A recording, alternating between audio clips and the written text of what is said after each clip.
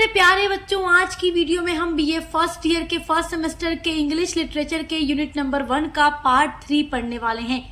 और आज की वीडियो का टॉपिक है contribution of K S. Venkata Ramani. Part 1 and part 2 की वीडियो आप जरूर देखिएगा। जब आप लोग बीए फर्स्ट ईयर के फर्स्ट सेमेस्टर में इंग्लिश लिटरेचर पढ़ते हैं तो फर्स्ट यूनिट में आपको राइटर्स का कंट्रीब्यूशन पढ़ना होता है।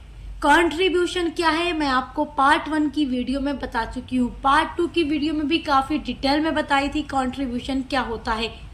अब 2 बार बता चुकी हूँ तो बार बार एक ही शब्द को समझाने लगूंगी तो वीडियो काफी लंबा हो जाएगा, इसलिए हम डायरेक्ट आपके टॉपिक पर आते हैं और पढ़ना स्टार्ट करते हैं।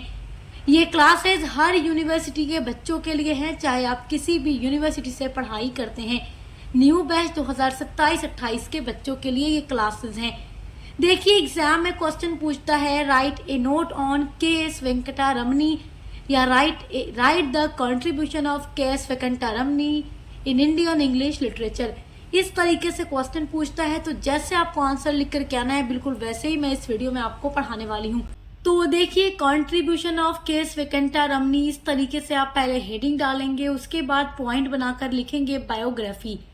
देखिए, एग्जाम में भी बिल्कुल इसी तरीके से आपको लिख करके आना है।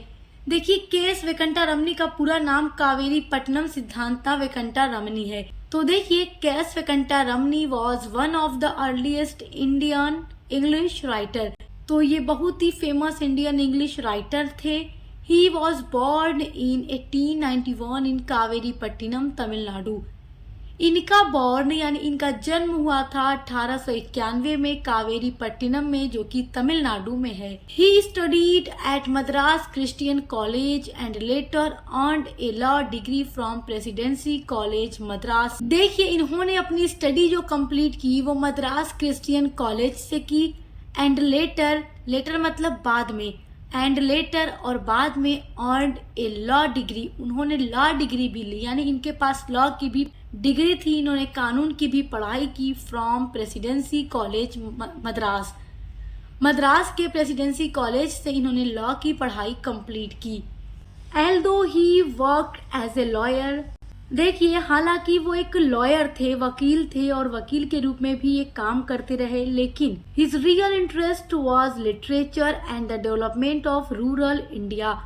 लेकिन इनका जो इंटरेस्ट था वो लिटरेचर में था। रूरल इंडिया जो है यानी ग्रामीण इंडिया के डेवलपमेंट में इनका इंटरेस्ट था, इसलिए क्या करते हैं, लॉयर का जो काम था उसको छोड़ देते हैं। He was deeply influenced by Mahatma Gandhi's ideas. Influence मतलब होता है प्रभावित होना, डीपली यानी बहुत गहरे तरीके से।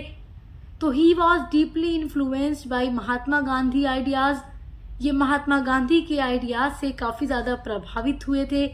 फिर यहाँ से देखिए, देयरफॉर, हालांकि his writings mainly focus on village life. देखिए, ये गांधी जी के विचारों से प्रभावित थे, इसीलिए हिज राइटिंग, इनकी जो राइटिंग थी यानी जो कुछ भी ये लिखते थे मेनली फोकस करते थे विलेज लाइफ पर, द प्रॉब्लम ऑफ फार्मर्स पर यानी किसानों की समस्याओं पर, इंडियन कल्चर यानी भारतीय संस्कृति पर, patriotism and the Indian freedom movement.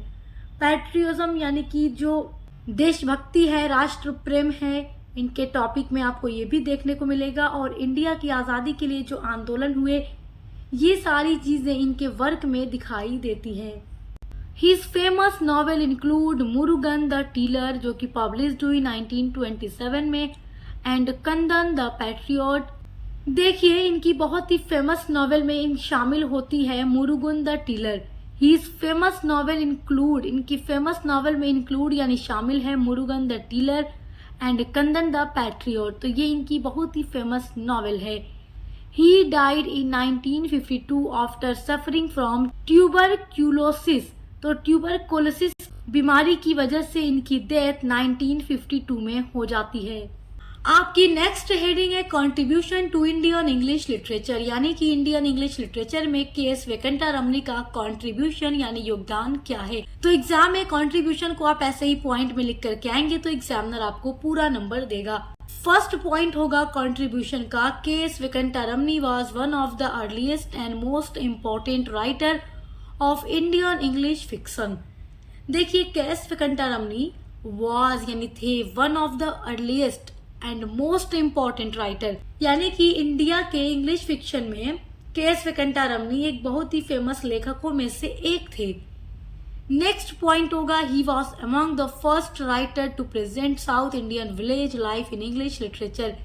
He was among the first writer, यानी कि ये पहले राइटर थे जिन्होंने प्रेजेंट किया, प्रदर्शित किया साउथ इंडियन विलेज को, यानी कि दक्षिण भारत के ग्रामीण जीवन को इंग्लिश लिटरेचर में लिख करके इन्होंने क्या किया, दिखाया कि साउथ इंडिया का विलेज लाइफ किस तरीके का है। नेक्स्ट पॉइंट है, his novel promoted Gandhian ideals. देखिए, इनके ज्यादातर जो नॉवेल्स हैं वो गांधी जी के आइडियाज से प्रभावित हुए हैं, तो इनके जो नॉवेल है वो प्रमोट करते हैं गांधीयन आइडियल्स को, सच एज रूरल डेवलपमेंट, यानी रूरल मतलब ग्रामीण, डेवलपमेंट यानी विकास, यानी ग्रामीण विकास के बारे में, नॉन वायलेंस यानी कि अहिंसा के बारे में, सेल्फ रिलायंस यानी कि आत्मनिर्भर होने के बारे में, एंड पैट्रियोटिज्म देशभक्ति के बारे में। तो इनके जितने भी नॉवेल आपको मिलेंगे वो इन्हीं टॉपिक्स पर देखने को मिलेंगे। नेक्स्ट पॉइंट है, he realistically describe the problems of farmers, village society and Indian culture. देखिए, इन्होंने एक रियलिस्टिक तरीके से, यथार्थवाद तरीके से डिस्क्राइब किया यानी वर्णन किया है प्रॉब्लम्स को, यानी समस्याओं को ऑफ फार्मर्स, किसानों की, विलेज सोसाइटी यानी कि जो ग्रामीण सोसाइटी है उसकी, एंड इंडियन कल्चर की।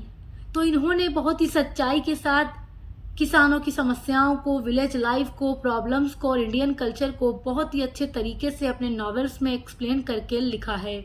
नेक्स्ट पॉइंट है, he prove that Indian life, culture and social themes could be effectively expressed in English literature. He proved यानी कि इन्होंने प्रूफ किया, साबित किया, दैट कि इंडियन लाइफ जो भारत के जीवन है, एंड कल्चर जो संस्कृति है इंडिया की, और जो सोशल थीम्स हैं कुड भी हो सकती हैं effectively expressed in English literature में। तो इन्होंने ये प्रूव कर दिया कि इंडियन कल्चर्स जो है, संस्कृति जो है, और जो सामाजिक थीम है उनको इंग्लिश लिटरेचर में बहुत ही अच्छे तरीके से एक्सप्लेन करके लिखा जा सकता है, क्योंकि इन्होंने इन सभी टॉपिक पर बहुत अच्छे से इंग्लिश लिटरेचर में एक्सप्लेन करके लिखा है। कॉन्ट्रीब्यूशन का सबसे इम्पोर्टेंट पॉइंट होता है मेजर वर्क्स। आपको कंट्रीब्यूशन में मेजर वर्क लिख करके जरूर आना है कि इन्होंने इंग्लिश में कौन कौन से फेमस वर्क लिखे हैं। तो वैसे तो इन्होंने बहुत सारे लिखे हैं, कुछ फेमस मैंने यहाँ पर आपके लिए नोट किया है। Paper boats, on the sand dunes, Murugan the tiller, Kandan the patriot, ये सब के.एस. वेंकटरमणी के फेमस वर्क हैं जिनकी पब्लिश डेट यहाँ पर मैंने लिख दी है। सो आई होप कि आप इनका कंट्रीब्यूशन बहुत अच्छे से समझ के होंगे। मैंने इनकी पूरी बायोग्राफी भी बता दी है आपको। अगर आपका पेपर एमसीक्यू बेस होता है तो यहीं से क्वेश्चंस आएंगे, अगर आपका पेपर रिटन होगा तो यहीं से क्वेश्चंस आपके आने वाले हैं। तो सब कुछ मैंने आपको पढ़ा दिया और इसी तरीके से एक सीक्वेंस में हर एक टॉपिक पर, हर एक सब्जेक्ट पर वीडियोज अपलोड हो रही हैं। तो देखकर आप लोग अच्छे से पढ़ाई करते रहिए। चैनल को सब्सक्राइब करना मत भूलिएगा। मिलते हैं अगली वीडियो के साथ।